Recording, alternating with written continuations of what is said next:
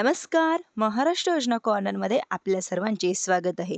आजच्या व्हिडिओच्या माध्यमातून आपण बघणार आहोत, की भारतातला लवकरच म्हणजेच की पहिली प्लास्टिकची नोट मिळवण्याची शक्यता आहे, की रिझर्व्ह बँकेने आपल्या अनेक वर्ष जुने संकल्पनेवर पुन्हा एकदा गांभीर्याने विचार करत आहे.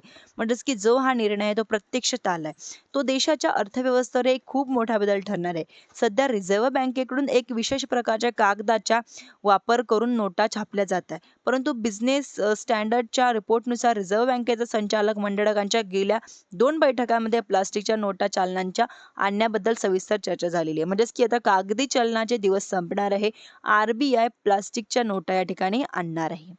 म्हणजेच की कागदी नोटा छापण्याचा जो खर्च आहे तो 2024-25 मध्ये 6.372.80 कोटी आहे आणि 2023-24 मध्ये 5,101.40 कोटी आहे आणि कागदी नोटा खराब होण्याचे प्रमाण जे आहे 2025 मध्ये 23.80 अब्ज आहे आणि 2024 मध्ये 21.24 अब्ज आहे. तर प्लास्टिकच्या नोटांचं का? नोटांवर निर्मितांवर होणारा खर्च कमी आहे आणि कागदी नोटांचे आयुष्य खूप कमी असते. तर प्लास्टिकच्या नोटांचा दीर्घकाळ या ठिकाणी टिकू शकतात.